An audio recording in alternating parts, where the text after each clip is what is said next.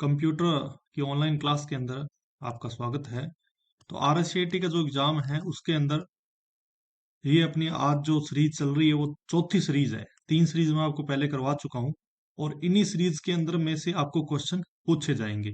आपको ध्यान रखना है, जो आपके क्वेश्चन होंगे वो इन्हीं सीरीज के अंदर से आपसे पूछे जाएंगे।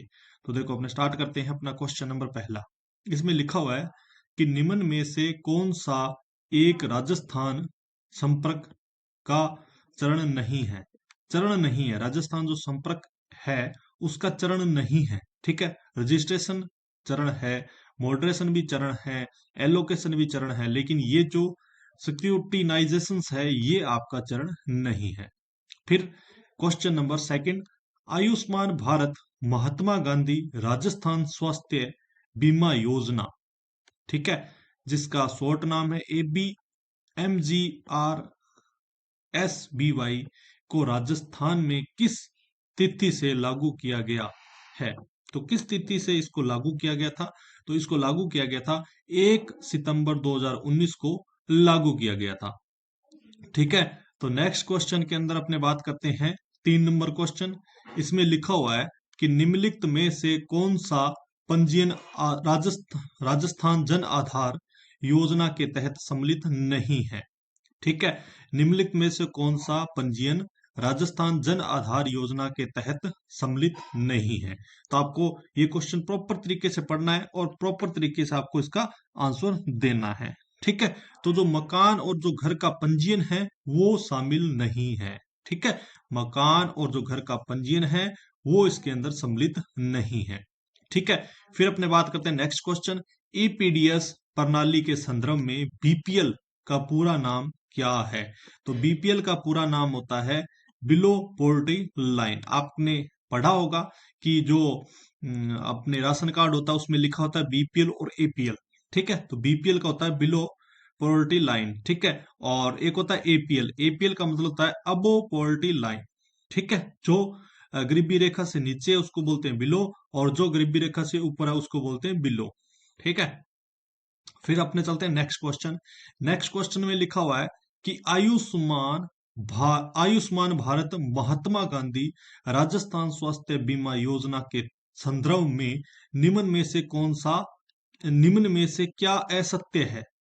ठीक है, तो आपको इसके अंदर असत्य बताना है। तो मैंने आपको पहले ही बता चुका हूं कि यहाँ पे आपको देखना है ये सत्य बोल रहा है या असत्य बोल रहा है। नहीं है यहाँ पे आपको प्रॉपर तरीके से ध्यान देना है। ठीक है, तो कौन सा असत्य है? तो असत्य ये नीचे डी नंबर है आपका, वो असत्य है। अस्पतालों में निःशुल्क ओपीडी की सुविधा, ठीक है, ये आपका क्या है? असत्य है। तो आपको पता होगा।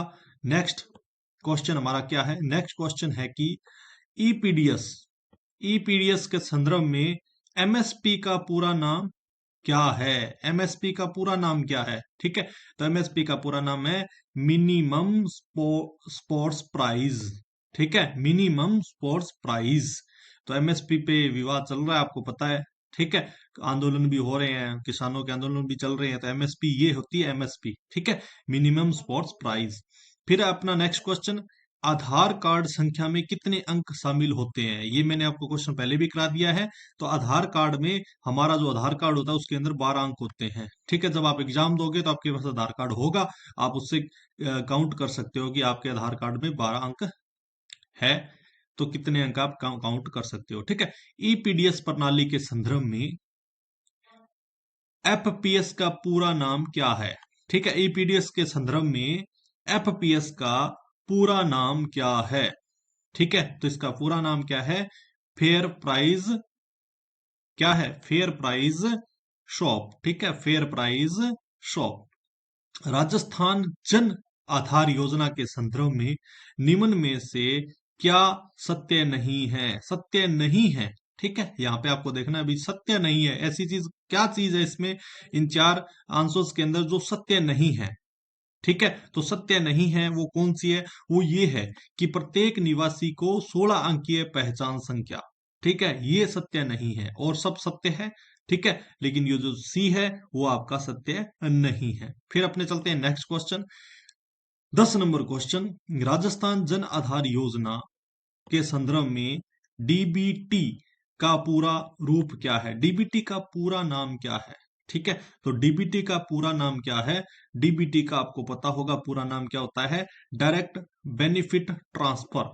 ठीक है, तो इसका मतलब होता है कि जो लाभ है वो सीधा डायरेक्ट किसको मिले? जो एक मतलब अपने जो व्यक्ति होते हैं उस व्यक्ति तक उसको डायरेक्ट लाभ पहुंचाया जाए। ठीक है, बीच में कोई बिचौलिए न हो और डायरेक्ट उसको लाभ मिले, उसको बोलते हैं डीबीटी। ठीक है, नेक्स्ट अपना क्वेश्चन है, ये मैं आपको करवा चुका हूं, बार बार कितनी बार करवा चुका हूं, तो ये तो आपको याद होगा ही। ठीक है, एसएसओ का, एसएसओ के बारे में तो आपने मैं कई बार करवा चुका हूं। ठीक है, एसएसओ का पूरा नाम क्या है? Single sign on. ठीक है, सिंगल साइन ऑन। फिर अपने चलते हैं नेक्स्ट क्वेश्चन, जन सूचना पोर्टल के संदर्भ में निम्न में से क्या सत्य नहीं है? ठीक है, सत्य नहीं है। ठीक है, सत्य नहीं है, तो सत्य नहीं है कौन सा है? सूचना प्राप्त करने हेतु आधार पंजीयन आवश्यक है, तो ये आपका सत्य नहीं है। अभी सूचना प्राप्त करने हेतु आधार पंजीयन कोई आवश्यक नहीं है, अभी आपका आधार वो पंजीयन हो। ठीक है, तो ये कोई आवश्यक नहीं है। ठीक है, फिर अपने चलते हैं नेक्स्ट 3 नंबर क्वेश्चन। वैसे तो क्वेश्चन नंबर अपना 13 है। ठीक है, नागरिक ऑनलाइन माध्यम से रोजगार के लिए कैसे पंजीयन कर सकता है? ठीक है, तो ई मित्र के द्वारा पंजीयन कर सकता है और रोजगार विभाग की वेबसाइट से भी पंजीयन कर सकता है, तो ए और बी दोनों आपके सही हैं। ठीक है, अब चलते हैं नेक्स्ट क्वेश्चन। नेक्स्ट क्वेश्चन में लिखा हुआ है कि एसएसओ के तहत एक नागरिक पंजीयन कैसे कर सकता है? ठीक है, एक नागरिक है वो एसएसओ के तहत अपना जो पंजीयन है वो कैसे कर सकता है? तो आधार कार्ड नंबर के जरिए भी पंजीयन कर सकता है, भामाशाह क्रमांक के जरिए भी पंजीयन कर सकता है, तो ए और बी दोनों सही है। तो भामाशाह अब तो रहा नहीं है। ठीक है, तो अब कौन सा आ गया? जन आधार। ठीक है, जन आधार, तो जन आधार क्रमांक के जरिए भी पंजीयन कर सकता है, तो यहाँ पे आप याद रख लेना कि भामाशाह अब तो खत्म हो चुका है। ठीक है, भामाशाह जो कार्ड बनते थे वो अब नहीं चल रहे हैं। ठीक है, अब चल रहा है जन आधार कार्ड, तो आपको याद रखना है ए और बी दोनों। फिर अपने चलते हैं नेक्स्ट क्वेश्चन। नेक्स्ट क्वेश्चन में लिखा हुआ है कि निम्न में से किस के द्वारा एक नागरिक राजस्थान संपर्क पर शिकायत दर्ज कर सकता है? एक राजस्थान जो संपर्क ऐप है, संपर्क है, उस पे एक व्यक्ति, एक नागरिक किस प्रकार से अपनी शिकायत को दर्ज कर सकता है? तो टोल फ्री नंबर के द्वारा कर सकता है जी, राजस्थान संपर्क पोर्टल के द्वारा कर सकता है जी, राजस्थान संपर्क मोबाइल एप्लीकेशन के द्वारा कर सकता है जी, तो उपरोक्त सभी। ठीक है, आपको एक एक क्वेश्चन को केयरफुली पढ़ना है। ठीक है, ईपीडीएस का विस्तृत नाम क्या है? ईपीडीएस का विस्तृत नाम क्या है? ठीक है, तो विस्तृत नाम क्या है? ई पब्लिक डिस्ट्रीब्यूशन सिस्टम। ई पब्लिक डिस्ट्रीब्यूशन सिस्टम। देखो इसमें डिस्ट्रीब्यूशन है, इसमें सिस्टम है, दोनों में देखो डिस्ट्रीब्यूशन है, इसमें भी सिस्टम है, लेकिन यहाँ पे ई पेमेंट लिखा हुआ है। ठीक है, लेकिन यहाँ पे ई पब्लिक है, तो यहाँ पे पेमेंट और पब्लिक, यहाँ पे कंफ्यूज मत होना। ठीक है, तो ई का मतलब होता है ई पब्लिक डिस्ट्रीब्यूशन सिस्टम होता है। ठीक है, तो यहाँ पे भी आपको कंफ्यूज नहीं होना है।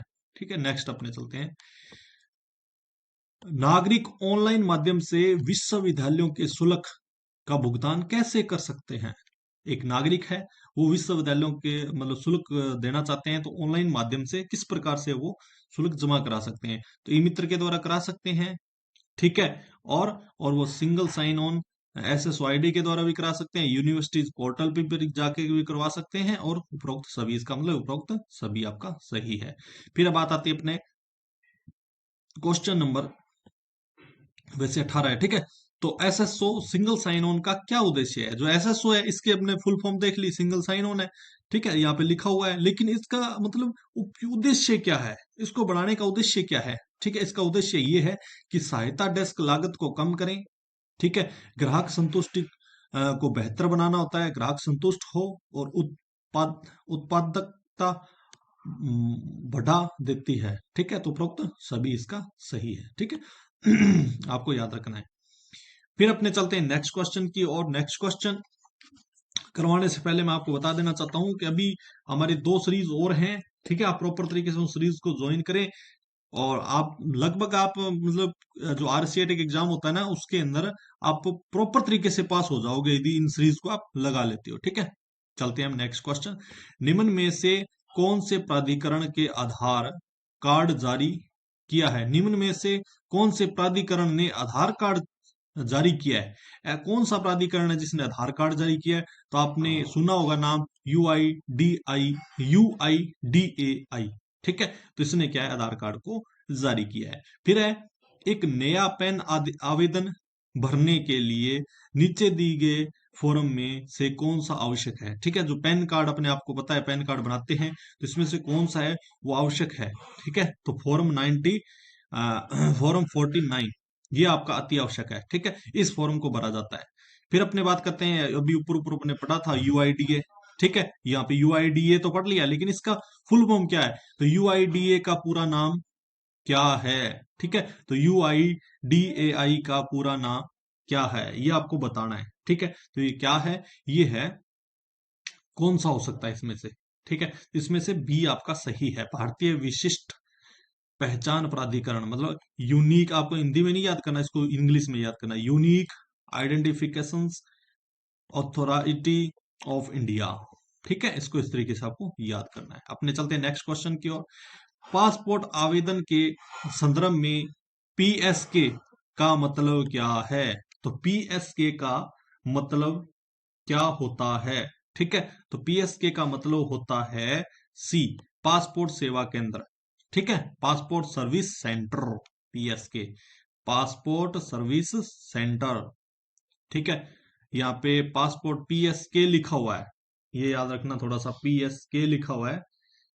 तो पासपोर्ट सेवा केंद्र, केंद्र होता है सेंटर, केंद्र सेंटर। ठीक है, PSC ऐसे लिखना था, कोई बात नहीं है, इस तरीके से आपको याद रखना, केंद्र।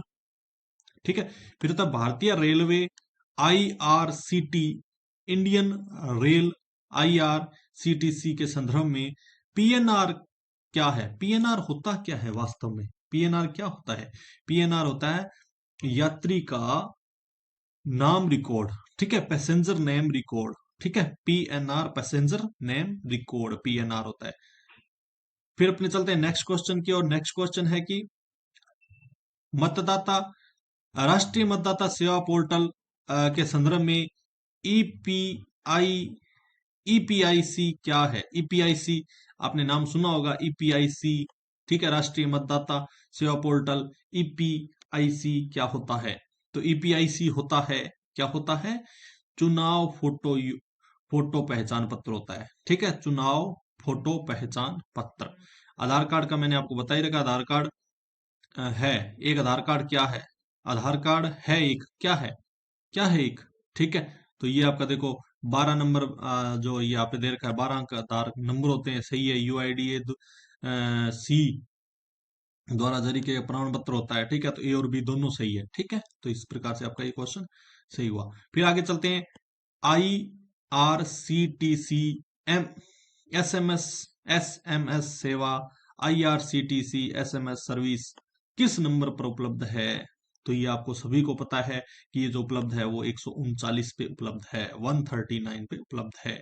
ठीक है, फिर आता है TDS के लिए पूरा नाम क्या है? TDS के लिए पूरा नाम क्या है? ठीक है, तो टेक्स्ट डिडक्टेड एट सोर्स।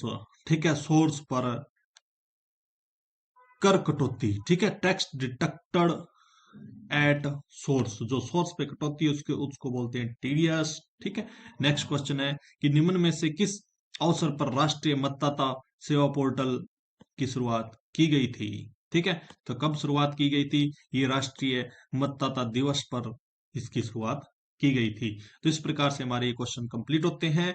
यदि आपको हमारी ये क्लास, हमारी ये वीडियो अच्छी लगी हो तो अपने दोस्तों के बीच में जरूर शेयर करना, क्योंकि ये आपके लिए बहुत ही मोस्ट इंपॉर्टेंट क्वेश्चन रहने वाले हैं। आप अपना एग्जाम पेपर भी देखना, इसी तरीके का आपका एग्जाम पेपर होगा, इससे अलग नहीं होगा। थैंक यू, धन्यवाद। और यदि हमारी ये क्लास आपको अच्छी लगी हो तो प्लीज अपने दोस्तों के बीच में शेयर जरूर करना। Thank you.